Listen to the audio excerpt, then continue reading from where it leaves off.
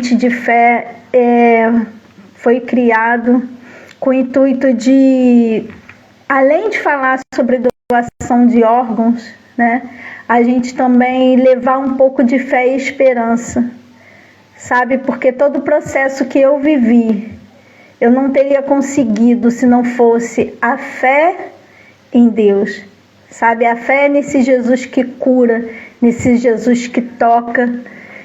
E se não fosse também as sementes de fé que foram liberadas sobre a minha vida. Então, eu não posso falar apenas de doação de órgãos, de transplante de órgãos, e não falar sobre fé e esperança, sabe? E aqui estamos em mais uma live. Hoje nós vamos falar sobre um tema muito, muito legal e muito importante, que acontece muito, que é sobre quais as interferências, né, que a comparação traz na vida do paciente, né, na pessoa que está passando por um processo, seja ele de enfermidade ou não, né? Vamos expandir esse tema. E quais as interferências, qual o lado negativo, qual o lado positivo, sabe? E para estar com a gente aqui hoje, eu convidei uma pessoa que é uma pessoa fantástica, incrível, com um ministério lindo, que é a pastora Cecília Corrêa, e ela também é graduanda aí em psicologia. E ela vai estar falando, trazendo um pouquinho aqui para a gente sobre esse tema. Eu queria agradecer primeiro a Ana pelo convite, agradecer por poder participar dessa live, poder compartilhar com vocês esse tema tão importante, né? Eu sou pastora Cecília Corrêa, eu sou casada com o pastor Júlio Corrêa, a gente congrega aqui na Igreja Batista Manaim, em Campo Grande. Estou na formação, né, da graduação de psicologia, estou no meu 9º período na Universidade Estácio de Sá, e lá eu tenho atuado com a base da terapia cognitiva comportamental, que é a abordagem que eu escolhi para trabalhar na psicologia. Eu acredito muito que Deus cuida da pessoa de forma integral, né? No pastoreio a gente vê isso acontecendo com corpo, alma e espírito, né? Deus usa muito a fé e usa muito, permite que seus filhos usem a ciência, né? E isso não compete entre si, isso se ajuda, né? Eu digo que é uma fusão poderosa que Deus deu para nós, para que a gente consiga caminhar juntos aí no cuidado com as pessoas, né? E eu estou muito feliz aqui em participar. Eu entendi que são 13 anos de transplantada, né? Isso. Uma nova vida, né? Eu nem diria um recomeço, eu diria um novo começo, porque é tudo novo, né? Tudo novo. É isso aí.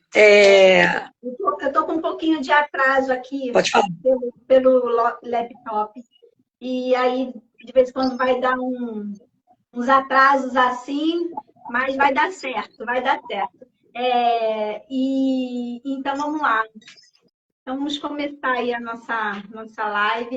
Gente, para completar, né, a pastora, ela caminha na Igreja Batista Manaim, lá de Campo Grande, e eu caminho aqui na Igreja Batista em Saquarema, né, debaixo da liderança do pastor Dirceu, da pastora Vanessa. Então, tudo família, tá tudo junto, tá tudo misturado. Né, pastora? Eu caminho debaixo da liderança do pastor Leonardo Costa e da pastora Flávia Almeida. Isso aí, isso aí. Que bênção. E vamos lá, a senhora quer fazer uma introdução ao tema?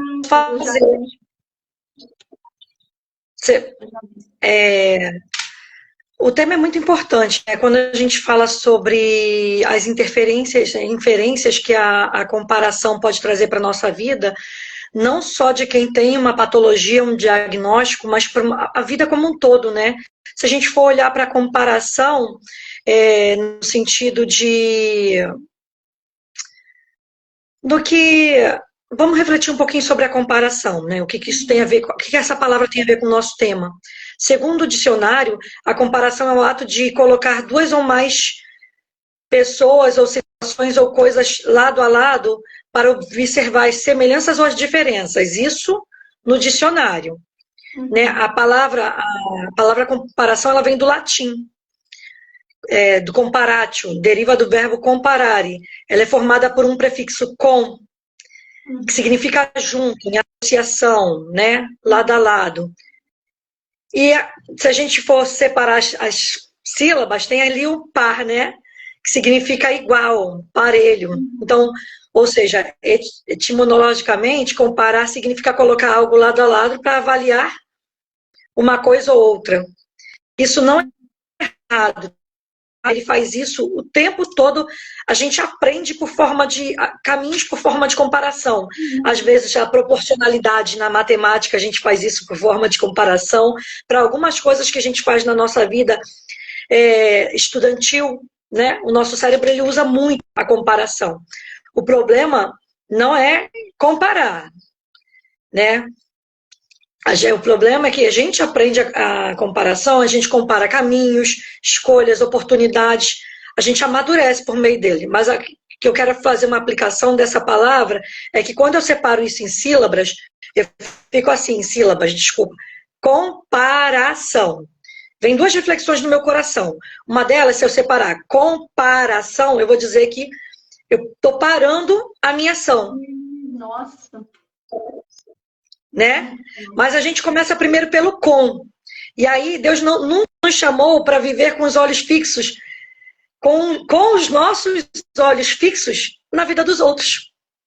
E quando essa comparação sai desse lugar de aprendizado, de desenvolvimento pessoal, a gente paralisa aí. A gente, em vez de olhar para a nossa própria vida, fazer as nossas próprias reflexões, a gente coloca os nossos olhos fixos na vida do outro. Deus nos chamou para viver com Ele. Então, esse primeiro com aí, não é com os olhos fixos na vida dos outros, mas com os olhos fixos em Deus. Né?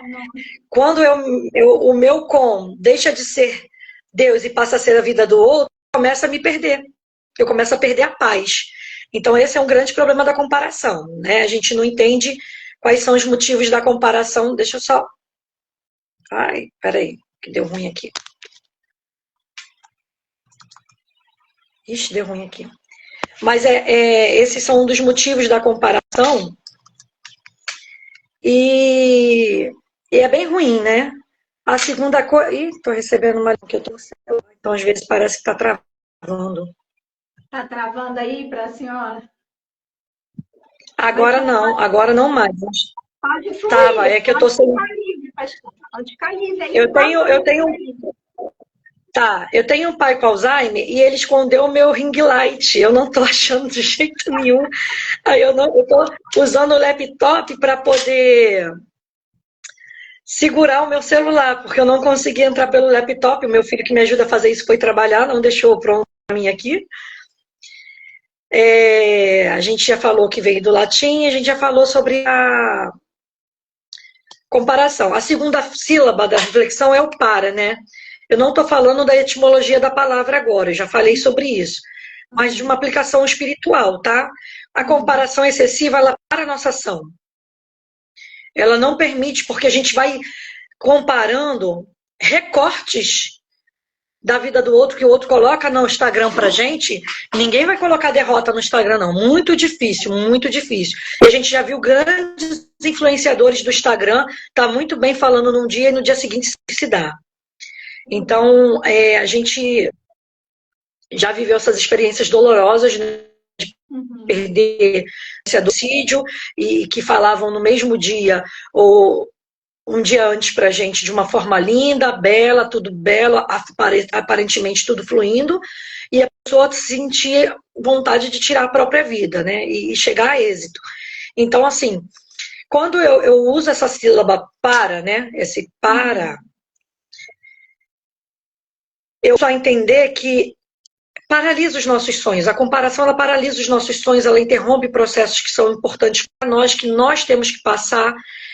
Não existe dor sem propósito. A gente está falando aqui de uma questão de patologia, a gente está falando de pessoas transplantadas, e às vezes o transplante é bem feito e dá tudo certo, e às vezes ele é bem feito, mas não dá certo, o organismo da pessoa, e a pessoa fica pensando, e fica de volta à fila.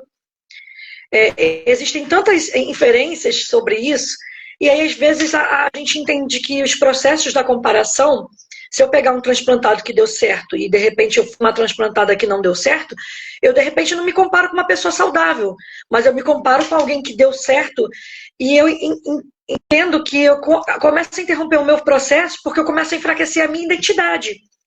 Vai começar a roubar a minha alegria, vai me impedir de viver aquilo que Deus preparou para mim, porque de repente o meu testemunho precisa passar por uma aprovação maior. Então, quando eu estou olhando para o que Deus está fazendo na vida do outro, eu deixo de perceber o que Ele está fazendo na minha própria vida. Isso é muito perigoso. Nossa, eu preciso entender qual é o meu processo, né? A comparação ela pode até informar para mim alguma coisa, né? Porque essa, lembra do que diz no dicionário? A comparação. É que eu coloco algumas coisas lado a lado, seja situações, pessoas, e comparo o que tem de semelhante e o que tem de diferença. Filhos gêmeos. Filhos gêmeos, eles podem ser idênticos na fisionomia. A mãe vai saber comparar quem é quem. A mãe vai saber quem é quem. De um bebezinho. Porque um tem um jeito de chorar, um é mais calmo, o outro é mais agitado. A mãe vai saber identificar por meio de comparação. Então, a comparação de tudo não é ruim. Porque a gente também acha que a comparação é ruim para a nossa vida. Não é. São parte do processo cognitivo do ser humano. Você aprende por comparação. Você identifica os gêmeos no início por comparação. Mas comparar uma criança com a outra no início da vida, seu irmão faz isso e você não faz, cada um é de um jeito. E a comparação já começa a trazer traumas para a gente emocionais desde a infância, porque a gente é comparado pelos familiares, pelas outras pessoas. E as pessoas não entendem linguagem do amor, não entendem temperamento, não entendem nada. Então, quando você traz isso, de repente, para uma criança que tem diabetes e a outra não. Uma criança pode comer mais à vontade qualquer tipo de coisa e a outra precisa ficar com uma dieta um pouquinho mais restritiva, mais rígida, por conta da saúde. Se você não souber levar isso de uma forma mais leve, para que essa criança aprenda de uma forma mais leve, ela vai se sentir inferior. E aí traz mulheres, né?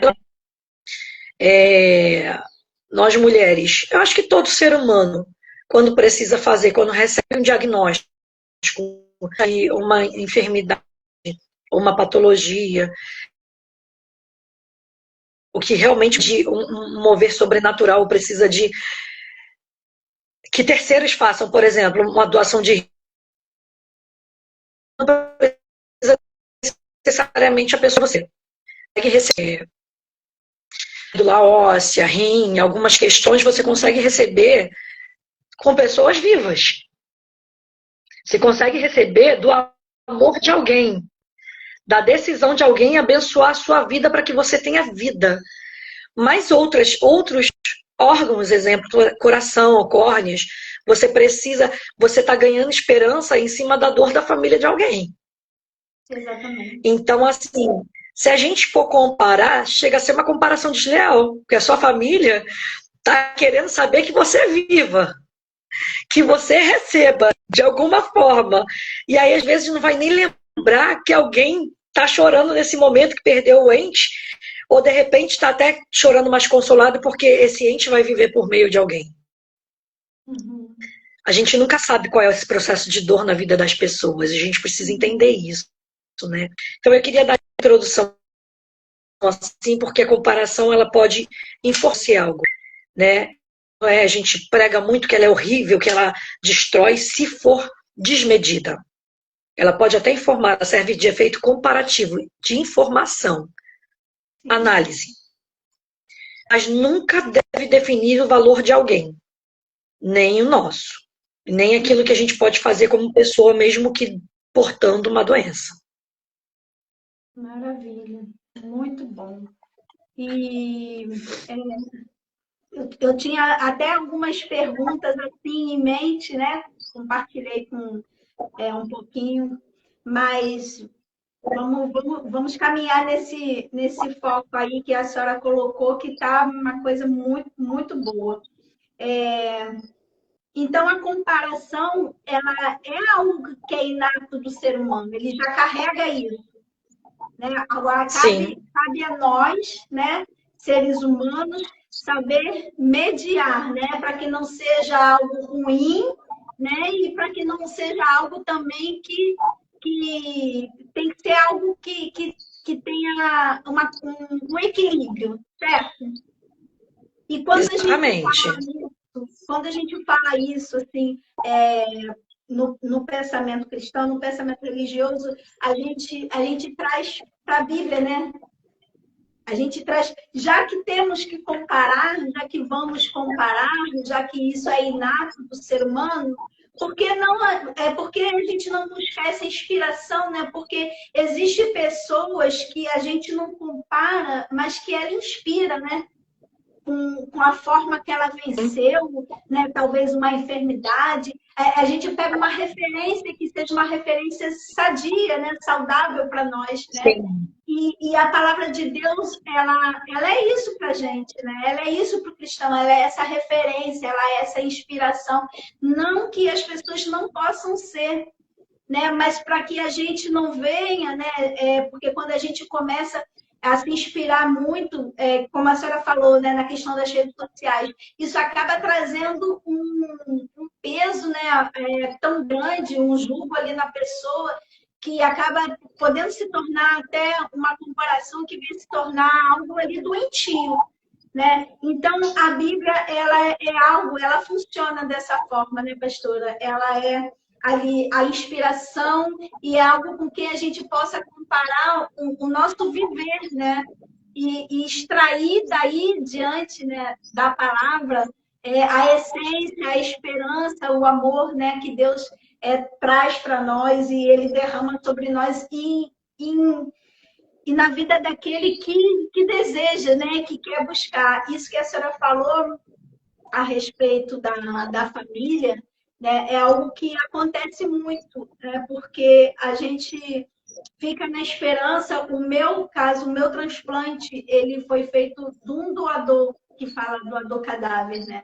Eu precisei viver essa experiência de uma família dizer um sim e me amar sem me conhecer.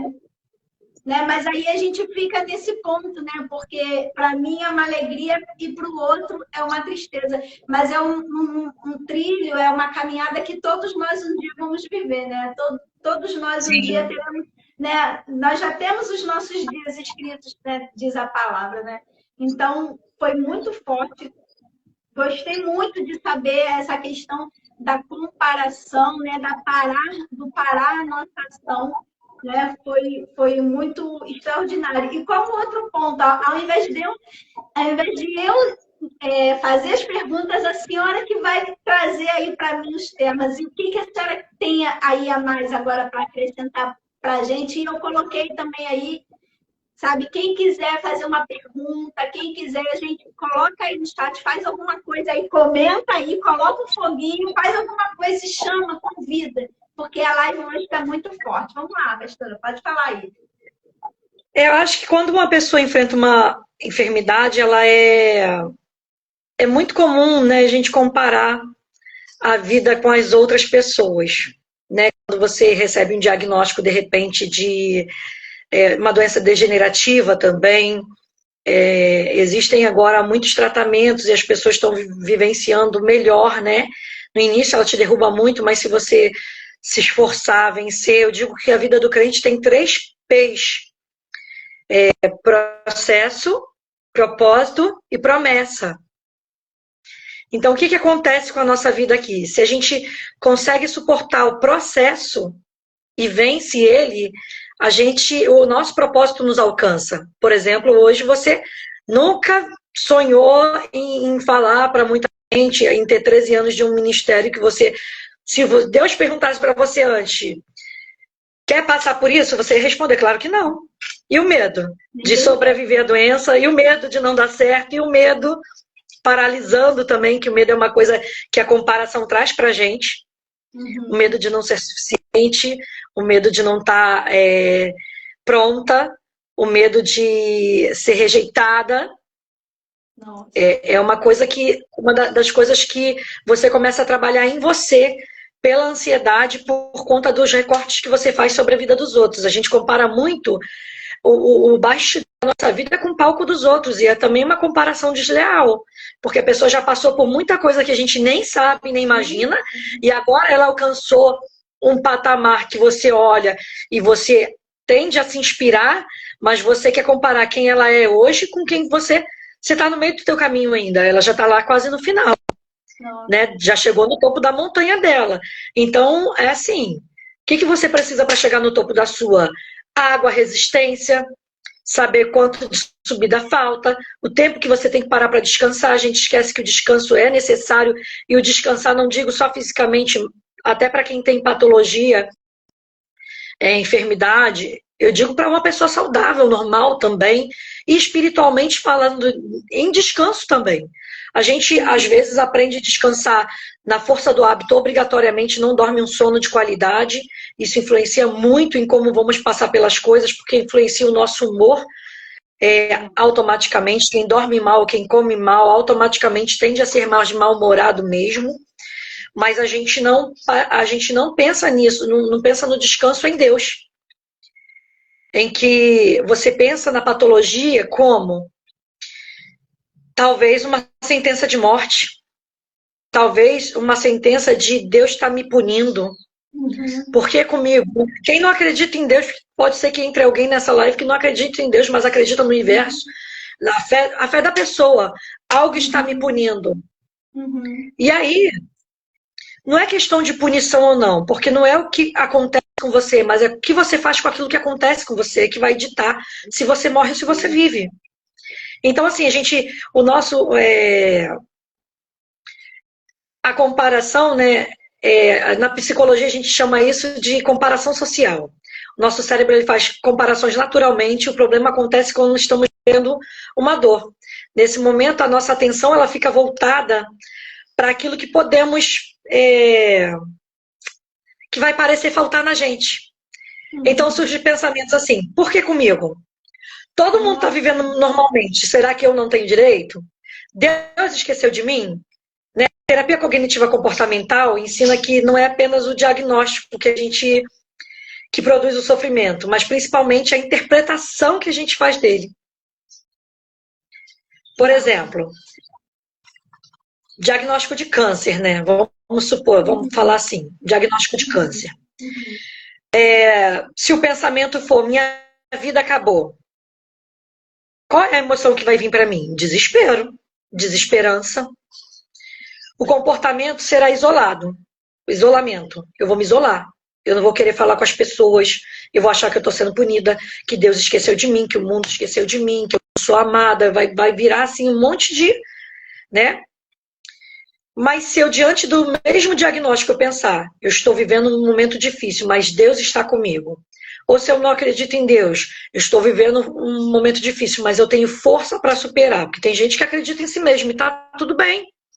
Estou aqui para discutir fé de ninguém, cada um tem a sua. A emoção muda, porque surge uma pontinha de esperança. Olha, eu estou passando por esse momento difícil, é uma guerra, mas eu posso vencer. Então, qual é o comportamento? A pessoa continua lutando. E por isso é que a gente tem que cuidar dos pensamentos que são tão importantes nessa fase. Eu não sei como que você viveu nesse tempo. Quando você recebeu o seu diagnóstico, como é que foi assim que você viveu nesse tempo? Porque eu digo assim, a palavra de Deus lá em Isaías 41:10 diz assim, não temas porque eu sou contigo, não te assombres porque eu sou o teu Deus, eu te fortaleço, eu te ajudo, eu te sustento com a minha destra fiel. Eu acho que isso é uma palavra poderosa. Acho que até para quem não acredita em nada, nesse momento de dor, acreditar nisso, e se apegar, porque a gente precisa se apegar a qualquer fresta de esperança que a gente tenha de viver.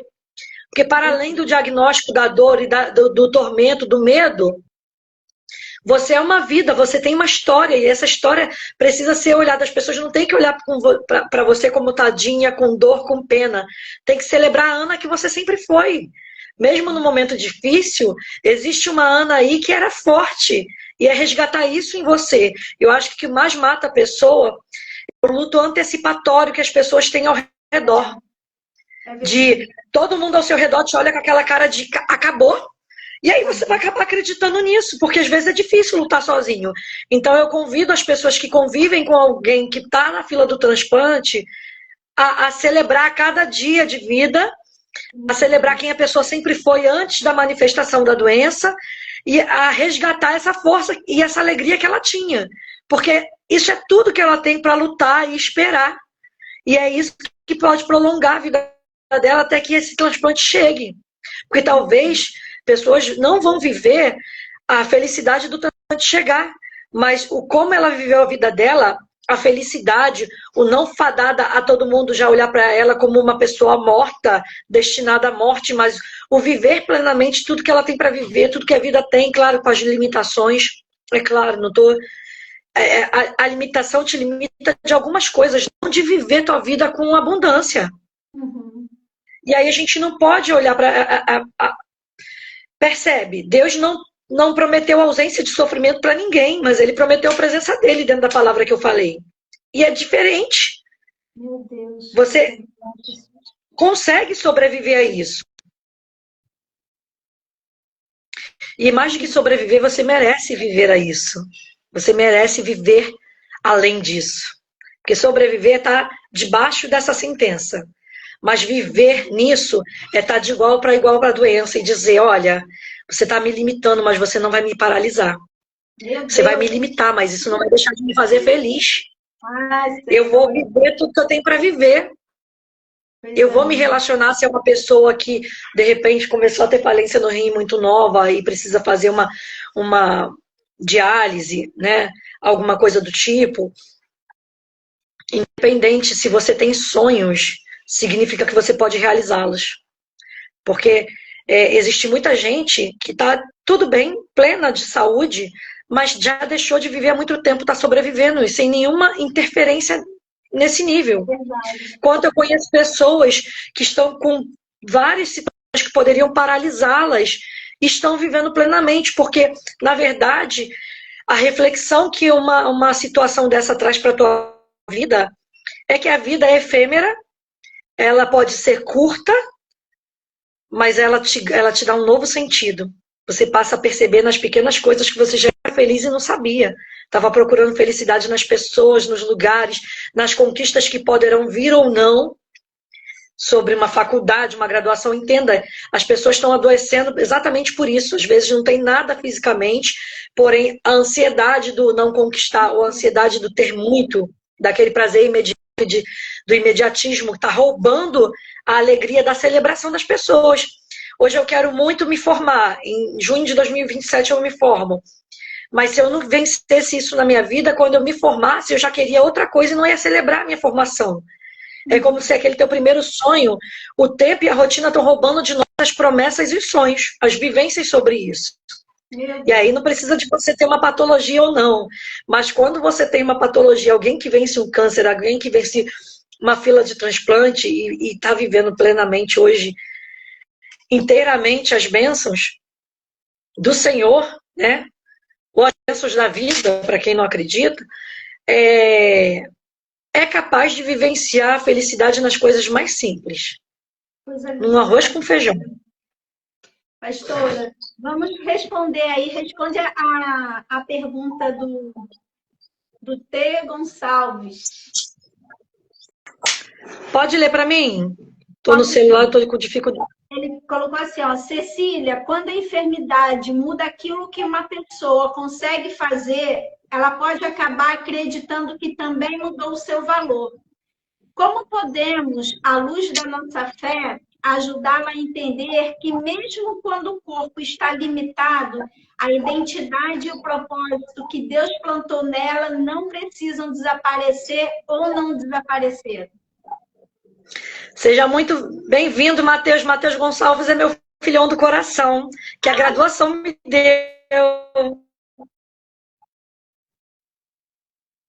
Ele é padrinho veterano comigo no programa Padrinho Veterano de Apoio aos Calouros. E ele é de enfermagem, enfermageleiro. Assim, filhão do coração.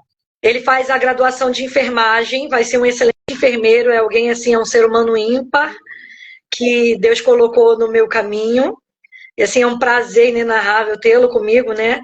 No programa Padrinhos Veteranos, que a gente faz de apoio aos calouros, para que ninguém fique perdido e desista do sonho logo no início, a gente já tem esse cuidado aí com as pessoas, mas o corpo está limitado. Exatamente, a mente não está. Né? Eu gosto muito, eu não sei um filme, um livro, eu vou me lembrar do nome dele, mas ele era um cientista e começou a ter uma deficiência, uma doença degenerativa. A noiva casou com ele assim mesmo, ele tinha expectativa de 2 anos de vida e ele viveu, eu acho que faleceu recentemente, eu nem sei se faleceu na verdade, mas ele continuou sendo gênio, a mente dele estava lá intacta, ele ficou já paraplégico antes de casar com a esposa, mesmo assim teve 2 filhos com a esposa, ele tinha relacionamento sexual com ela, a mente dele estava ali. A esposa seguiu com ele, depois ele casou de novo, eles separaram, né? Depois de um tempo, ficou muito pesado para a esposa, porque ele queria viver a ciência o tempo todo, não dava atenção devida para a esposa, na verdade. Vou me lembrar, eu vou pesquisar aqui na internet e vou falar para vocês. E ele casou de novo, depois com a cuidadora dele, com uma pessoa que ia lá entrevistar ele, e era uma grande personalidade. Ele estava cativo numa doença degenerativa, grave. Eu esqueci o nome eu vou lembrar aqui, vou pesquisar. Mas ele estava preso. Então, o que te limita é a tua mente. O corpo, uma pessoa portadora de deficiência física não pode sofrer capacitismo. Ela pode todas as coisas. Ela não está limitada ao que ela tem de deficiência. Ela é mais do que a deficiência, ela é uma pessoa que porta uma deficiência. Então, assim, na luz da nossa fé, a gente pode ajudar a entender, né, que mesmo quando o corpo está limitado, na tua pergunta você respondeu. Existe a identidade, o propósito que Deus plantou nela, não precisam desaparecer. Você perguntou uma resposta, porque de fato não desaparece. Pelo contrário, eu acho que é aí que cresce mais. Mas para isso você precisa estar com a tua mente em dia. Como eu disse, eu sou pastor e eu tenho a fé, eu professo a fé cristã. Não estou aqui dizendo porque pode ser que outras pessoas transplantadas têm outras fés. E a gente não está dizendo, estou dizendo que a fé é o início de tudo. A fé é a luzinha que você vê no fim do túnel para se agarrar e não deixar sucumbir à dor de um diagnóstico. Quando você recebe um diagnóstico, na hora e no dia, você é um ser humano. E a sua humanidade a tristeza é uma emoção básica humana, o medo também. A ansiedade pode bater aí de várias formas as emoções. Só que essas emoções, você pode chorar 1, 2 dias, só não pode chorar para sempre, até morrer e se entregar à morte. Você precisa se levantar de alguma forma. E a fé eu costumo dizer que é uma semente, né? É um anúncio profético de uma árvore frutífera. Você só tem a sementinha hoje, ela de repente está enterrada no escuro. Para brotar, ela vai se rasgar inteira. E acho que esse é o momento do diagnóstico, né? Quando você recebe. Mas ela vai criar raízes se você se fortalecer, e ela vai crescer, e ela vai virar uma árvore frutífera. E os frutos não são para você comer, você superou esse processo. Os frutos são um propósito, os frutos são outras pessoas que vão comer daquilo que você tem para dar hoje, porque você venceu.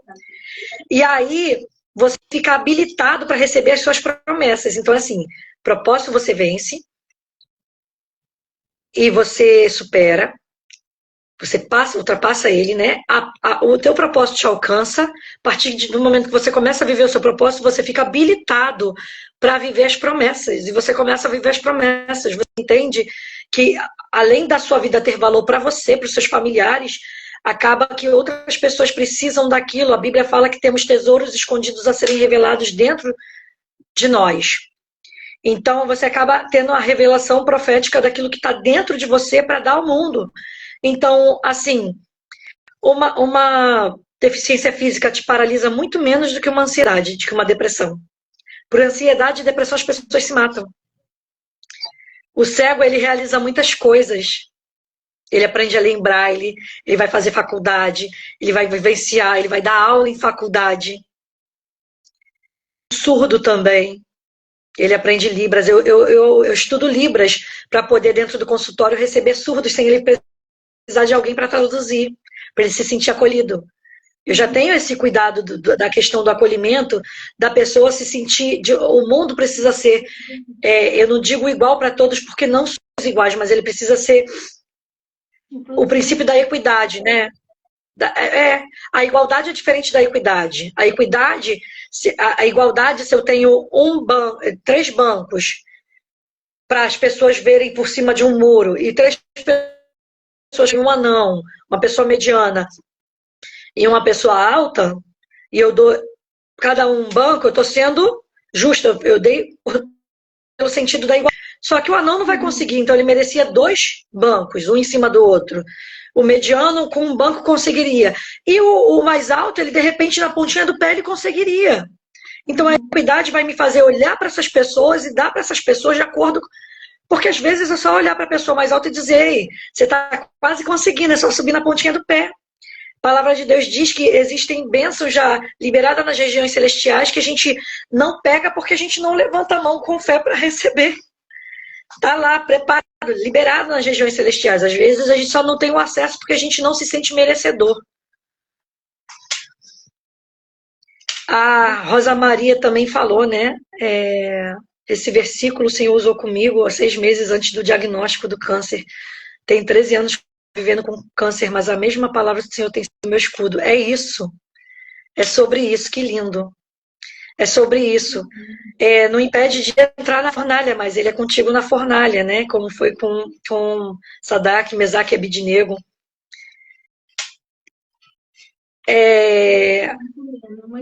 Sim, o filme Como Eu Era Antes de Você diz muito também. Eu vou tentar lembrar o nome do... Eu não sei se é o princípio de tudo, é o início de tudo. Eu tinha esse livro também, mas eu não sei. Eu vou me lembrar. Tom Hawkins. Peraí.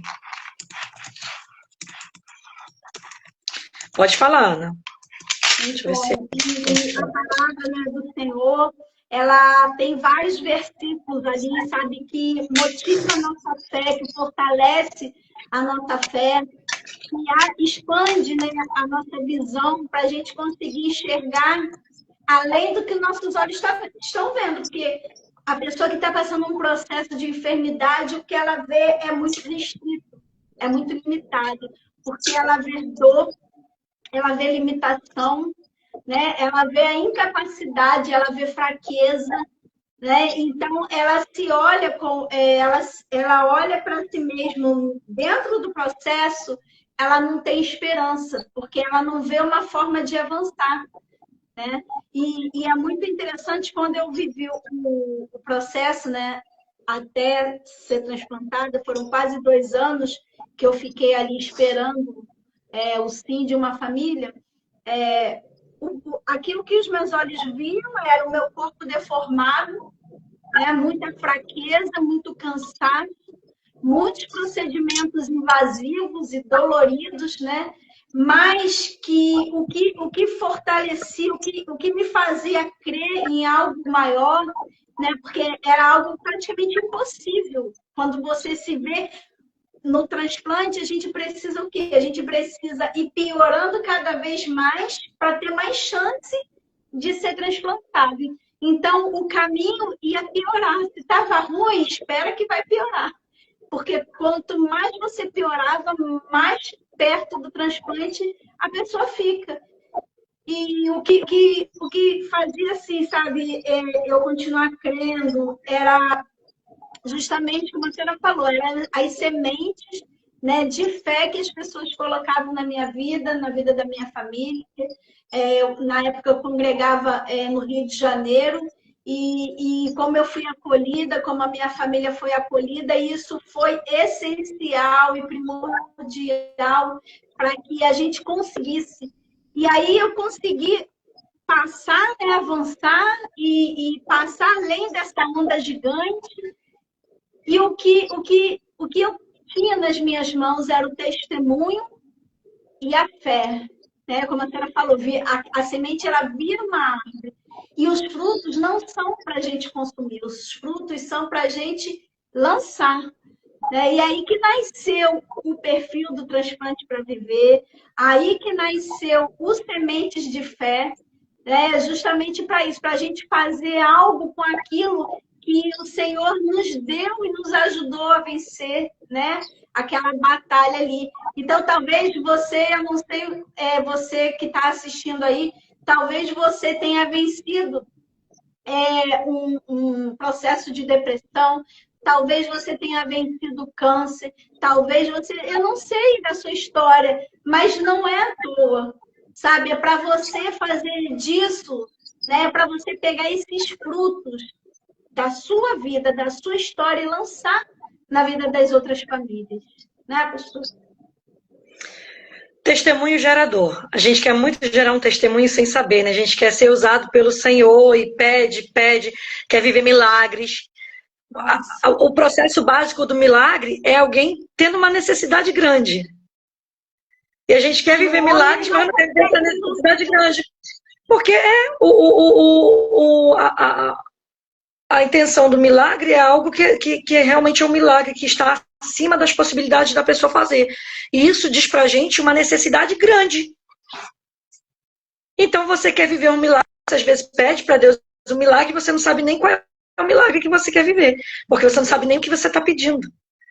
E às vezes a gente pede isso para Deus, porque a gente quer, de alguma forma, vivenciar milagres, livramentos. Olha, livramento, você tem que ser livrado do mal. Livramento é algo que seria muito grave e que o Senhor vai te livrar. Milagre é uma necessidade muito especial, muito forte, muito potente, que você não consegue com as suas próprias mãos. Então, assim, às vezes dentro da nossa fé mesmo, a gente tem pessoas, a palavra de Deus diz que o povo dele peca por falta de conhecimento. E a gente tem pessoas querendo viver grandes coisas, querendo ser profeta. Lembra lá de Ezequiel, que teve que ficar comendo rolo. Lembra lá de Jeremias, ficou muito tempo preso. As pessoas querem ser profetas, mas não sabem o que eles passaram. Testemunho gerador. O seu milagre é um testemunho. Não existe dor sem propósito e é a dor que a gente cresce, de fato. Então, assim, existem momentos que a gente tem que lidar com as frustrações. E como é que a gente lida com as frustrações? Primeiro, a gente entende que sentir tristeza não é falta de fé. A Bíblia fala que Jesus chorou, Davi chorou, Elias, que falou que não vai chover segundo a minha palavra. Nossa. Ele desejou morrer, a palavra de Deus diz. Então, assim, ter emoções difíceis faz parte de toda a experiência humana. Na psicologia, a gente aprende a validar essa dor. Assim, a gente não finge que ela não existe. A gente ensina a desenvolver flexibilidade cognitiva, ou seja, aprender a olhar para a realidade sem perder a esperança. É transpassável. Aceitar não significa desistir. Aceitar significa reconhecer o momento presente para continuar caminhando, né? Jesus disse lá em João 16:33, assim: estas coisas vos tenho dito para que tenhais paz em mim. No mundo você vai passar por aflição, mas tenha bom ânimo, eu venci o mundo. Não foi uma vida sem aflições, ele prometeu paz em meio às aflições.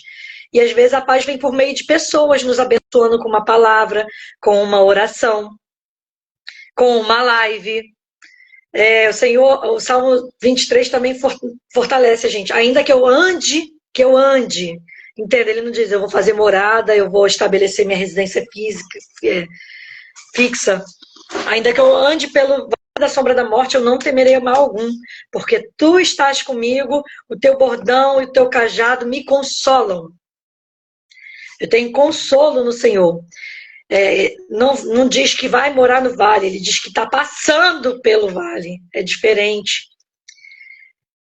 E assim, Provérbios 3, 5 e 6 diz assim: confia no Senhor com todo o teu coração, não te estribes no teu próprio entendimento, reconhece todos os teus caminhos e Ele vai endireitar as tuas veredas. Se a gente não fizer isso, a gente não consegue. Por quê? A confiança é a base de todo relacionamento. Se eu não confiar em Deus, eu vou confiar em quem? Que é a base da minha fé. Porque o meu marido pode dizer assim para mim, vai ficar tudo bem, mas ele não está passando o que eu estou passando, ele está passando comigo. Ele não está passando em mim. Então, as dores físicas, apesar das pessoas que estão ao nosso redor, existem medos que a gente finge que não tem, mas tem. para que os nossos filhos, o nosso cônjuge, as pessoas que estão em volta também não desfaleçam, não se desesperem, porque talvez a gente saiba que eles têm o mental mais fraco que o nosso. Então, às vezes, o transplantado, a pessoa que está passando por alguma doença autoimune ou doença como câncer, assim, que amedronta as pessoas, a princípio, ainda tem que esconder muito sentimento, ainda tem que aprender a guardar no bolso para consolar os que estão perto. Como eu te disse, a pessoa não é mais enxergada como a pessoa que sempre foi capaz de fazer todas as coisas que sempre fez. É enxergada como uma sentença de morte. E não é. As pessoas começam a viver um luto antecipatório. Isso atrapalha muito o processo de qualquer pessoa. Pode ser uma doença boba, como pode ser uma doença grave.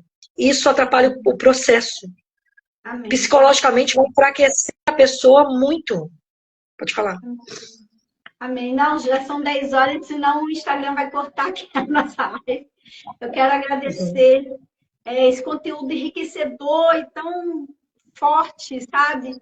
Que a senhora trouxe aí pra gente e que foi muito especial. Muito obrigada, assim, porque assim que eu falei com a senhora, de pronto momento a senhora já se colocou disponível. Quero agradecer. Vou estar colocando um vídeo lá no YouTube.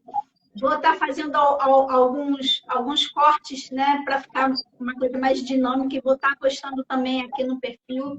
Gente, se vocês quiserem continuar a colocar pergunta aqui, pode colocar. Compartilhe a live com outras pessoas. Gente, a live de hoje está uma coisa assim muito poderosa.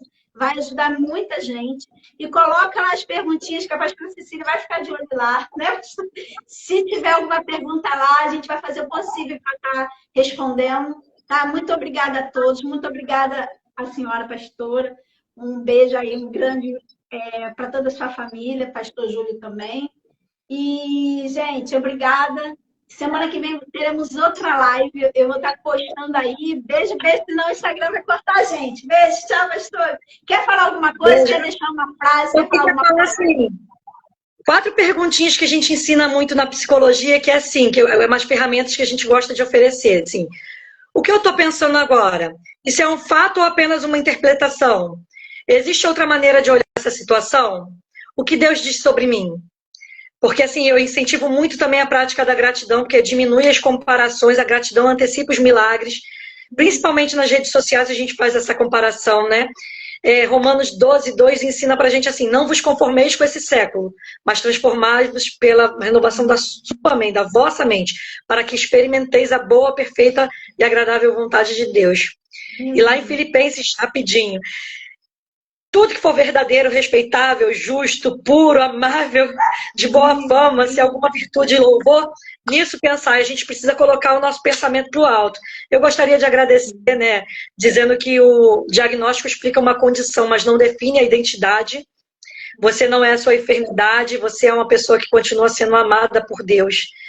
E aí a gente precisa entender que continua tendo propósito, mesmo doente, continua sendo precioso aos olhos do Senhor, porque com o nosso Deus, o com que a gente começou lá no início da comparação, seja sempre com Deus, que a comparação nunca paralise a ação de Deus na sua vida e que os nossos olhos sempre estejam firmados, né, no Senhor. E eu queria agradecer aqui o convite, terminando com uma frase que resume tudo que a gente conversou hoje. A comparação nos faz olhar para Deus, para o que Deus está fazendo na vida do outro. A fé faz a gente confiar no que Deus está fazendo na nossa própria história. A comparação, paralisação. Mas a esperança em Cristo nos coloca novamente em movimento. E é esse movimento que não pode perder. Lembra lá daquela maquininha que vai medindo pressão, que são de altos e baixos? Assim é a nossa vida. Quando está uma retidão, minha filha, acabou.